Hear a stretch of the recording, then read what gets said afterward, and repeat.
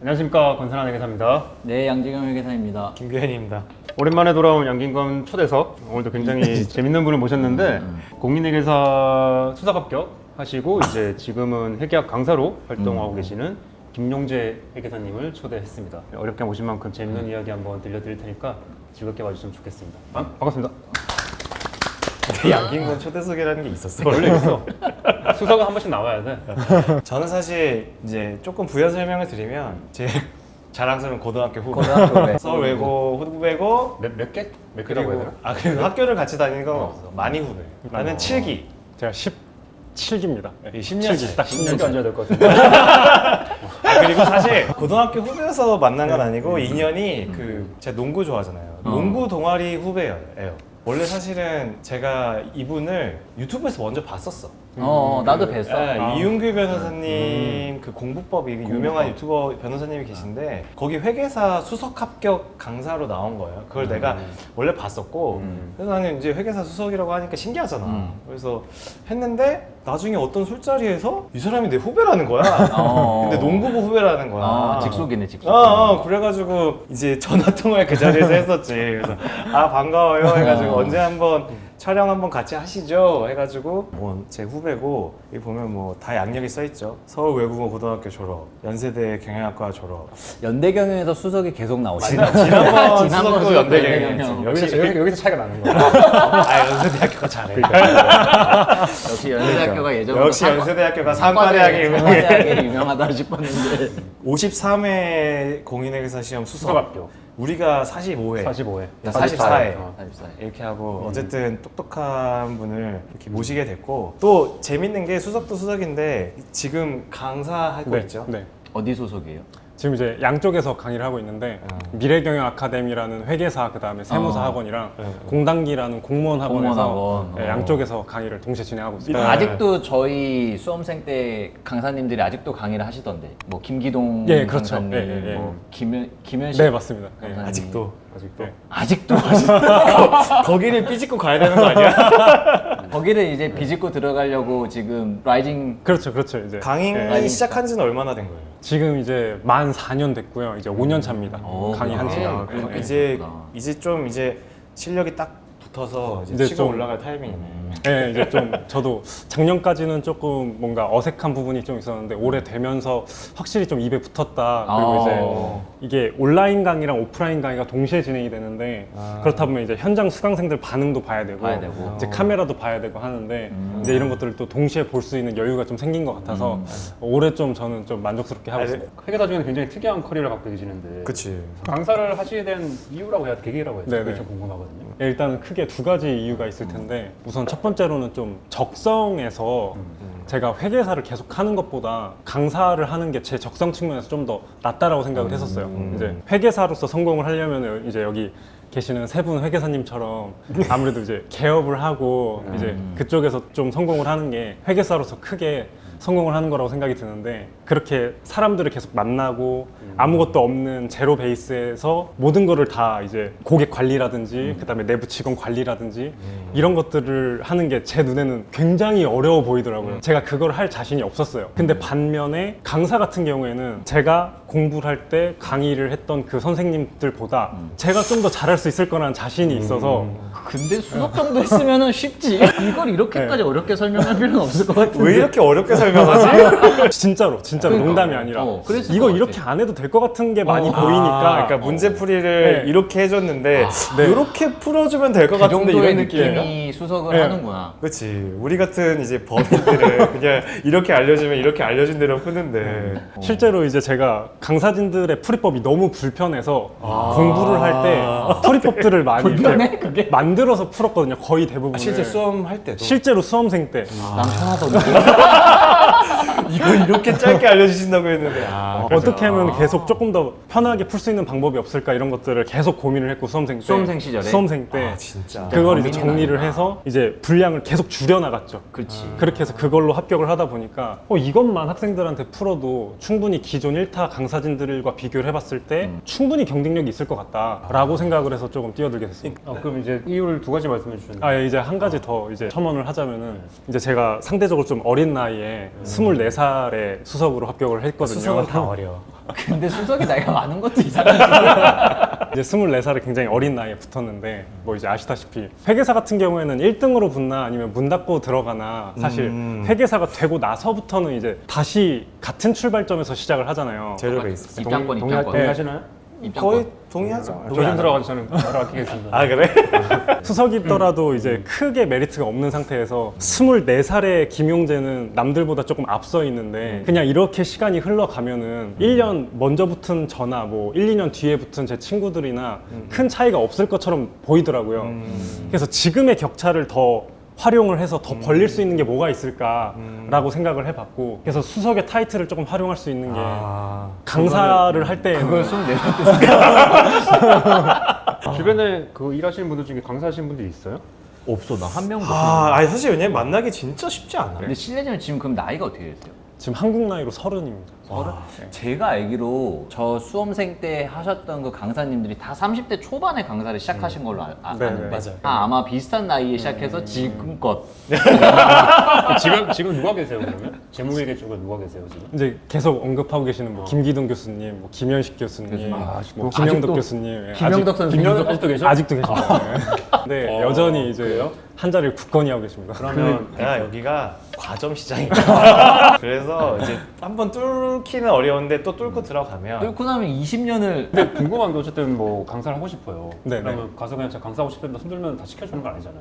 그러니까 이제 학원들이 많으니까 이제 강사를 뽑고 있는 학원 같은 경우에는 만약에 저 무슨 과목 하고 싶어요라고 했을 때 그 자리가 비어 있고 그쪽에서도 강사가 필요한 상황이면은 캐스팅을 할 거고 그렇지 않고 막 강사가 이미 그 과목에 풀이다라고 하면은 거기서 이제 안 뽑겠죠. 그러면은 공단기를 먼저 간 거예요? 예, 맨 처음에는 이제 공단기로 데뷔를 했었어요. 아. 이제 그 과정도 조금 되게 우연히 되게 운이 좋았는데 이제 저 같은 경우에도 이제 회계사님들처럼 유튜브를 맨 처음 했었어요. 아 진짜? 지금은 이제 안 하고 접었어, 있는데 접었어. 대학생 때 이제 저도 이제 강사가 되고 싶으니까 아 진짜? 대학생 때 어차피 뭐 회계사 합격했으니까 뭐 시간도 많고 학교 생활 그냥 뭐 수업만 간단하게 들어주면 되니까 그 이외의 시간에 제가 그 수험생 때 만들었던 풀이법을 가지고 와 풀이법을 설명해주고 이제 오늘 이따가 할 것처럼 현우진 느낌인가?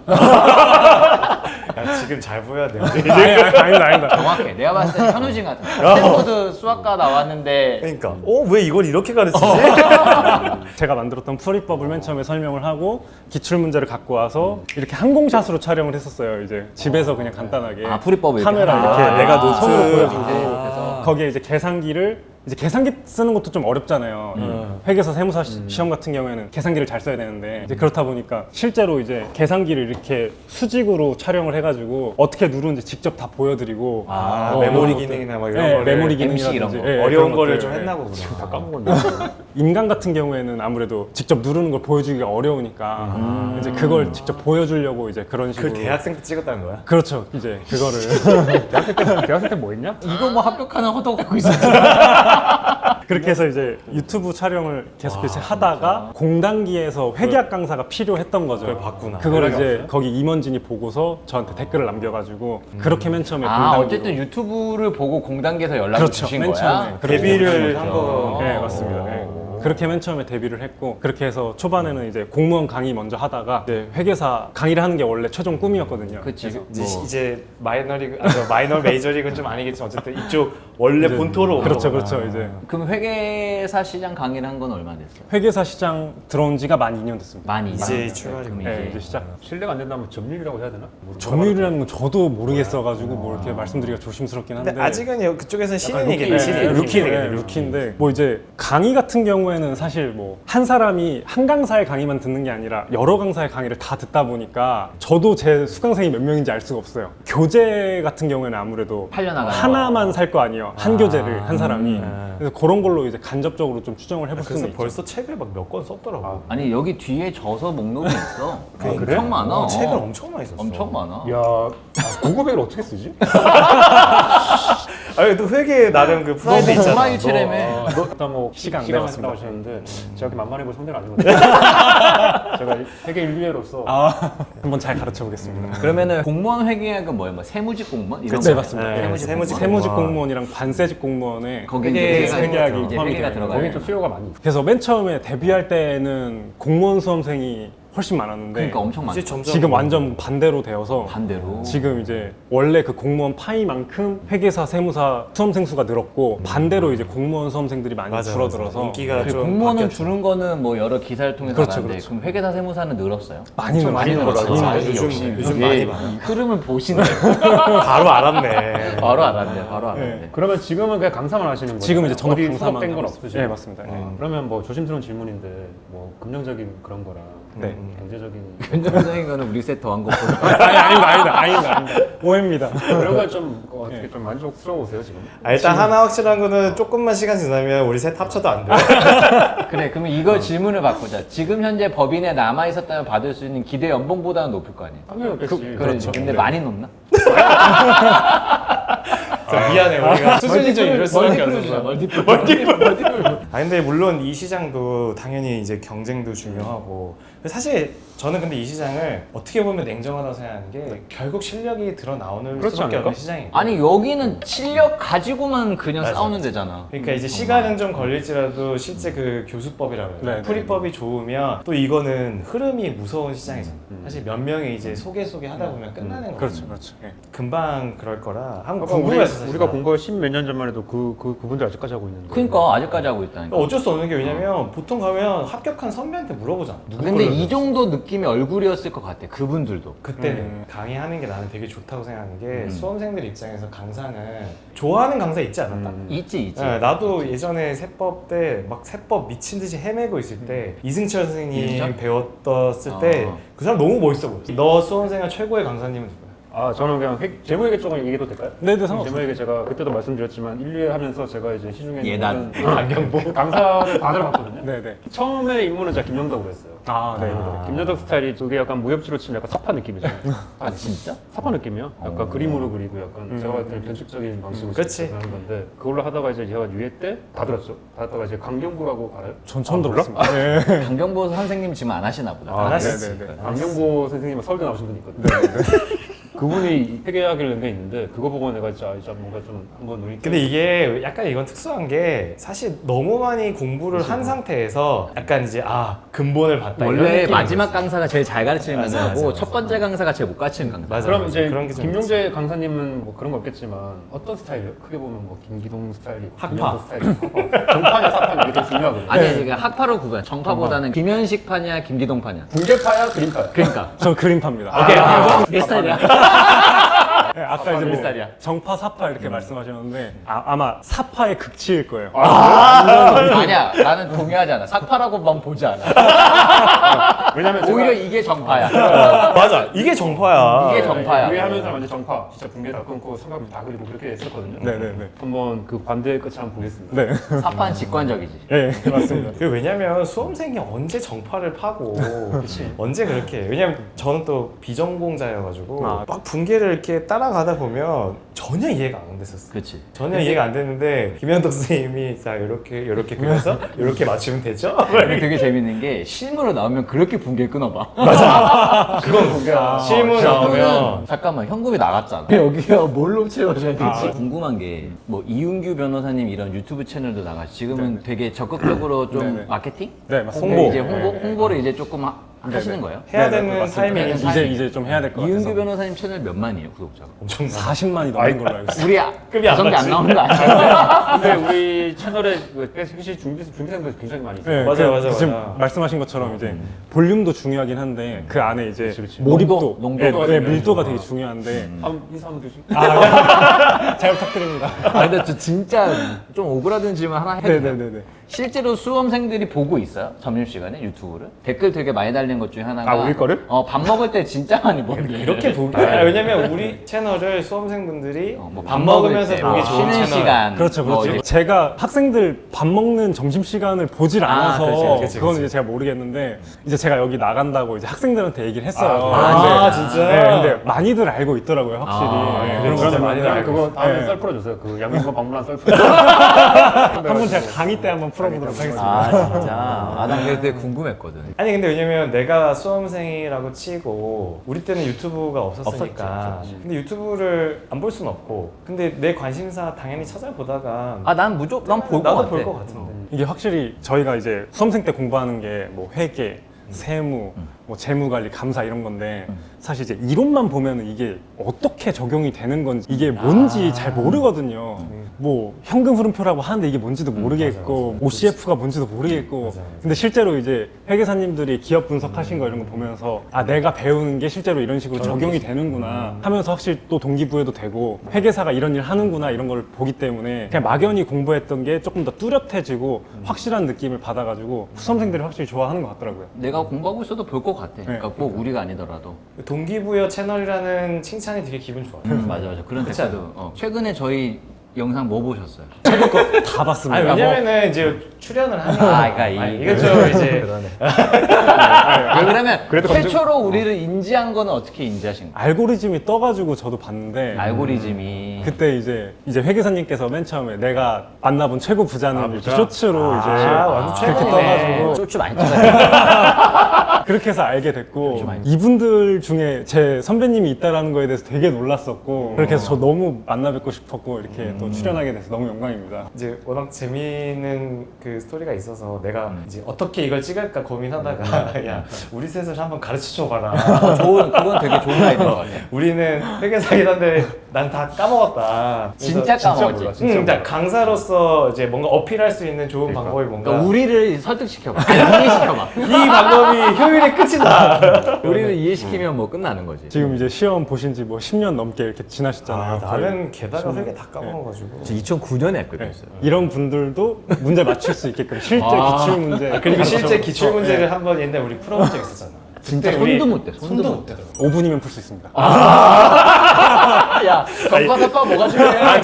경과 뭐 풀면 되지. 우리도 회계사 시험에 그래도 합격한 사람인데 네. 공부를 하면서 수석 합격이라는 생각은 1도 안 해봤잖아 사실. 수석 합격한 사람들의 그런 비결? 공부할 때 뭐가 특이했나? 이런 건 좀 궁금하긴 해서 아, 네. 수험생분들도 궁금해할 것 같고 그런 썰 좀 풀어줄 수 있어요? 일단은 제가 다른 수험생들이랑 가장 크게 차이가 났다는 거는 제가 생각했을 때 이 시험은 너무 많이 공부해서 떨어지는 것 같아요. 범위가 굉장히 많은데 기존 강사진들이 가르치는 범위가 굉장히 많은데 이제 그분들은 혹시라도 나올지 모르는 그 가능성 때문에 이제 가르치고 계시는 거거든요. 근데 사실 그 많은 걸 다 뭐 소화할 수 있으면 제일 베스트긴 한데 수험생한테 주어져 있는 시간은 굉장히 한정적이고 그리고 시험장에서도 시간이 굉장히 한정적이잖아요. 모든 문제를 다 풀 수 없거든요. 그러네. 그러면은 합격에 필요한 점수가 몇 점인지 확인을 하고 그럼 내가 뭐 예를 들어 70% 또는 80%의 문제를 맞추겠다라는 전략으로 20% 30%는 걷어내고 70% 80%를 확실히 맞춰 가야겠다 이렇게 전략을 가져가야 되는데 사실 문제로 따지면은 뭐 예를 들어 8대 2라고 하더라도 분량으로 따지면은 한 6대 4 이렇게 될 거예요. 60%의 분량에서 70, 80%의 문제가 나온다. 문제가 이거죠. 나오는구나. 그럼 나머지 한 40%의 분량은 시험 문제가 굉장히 안 나오는 가성비가 떨어지는 문제들인 거예요. 그러면은 이 중요하지 않은 주제들을 공부하는 동안에 기존의 중요 주제들에 대해서 내가 까먹고 또는 훈련할 수 있는 시간을 놓치고 하기 때문에 공부는 나는 계속 더 하고 있는데 점수는 오히려 떨어지는 그런 상황이 벌어지는 것 같아서 나였던 것 같은데. 근데 내가 궁금한 게 예를 들어 교재는 100인데 실제 내가 들을 때도 기존 강사님 분들도 이 100 다 공부하지 마라. 네. 한 80만 공부하면 된다. 인데 김용재 교사님 80도 많다며. 그러니까 이제 100을 다 가르치시긴 하잖아요. 저는 아예 덜어내요. 아예 안 해? 아예 교재 뺐어요. 보지도 말라고. 교재도 뺐다. 교재에서도 뺐어요. 그러면 김용재 강사님이 하시기에 회계에서 드러내야 될 부분은 뭔가요? 굉장히 많죠.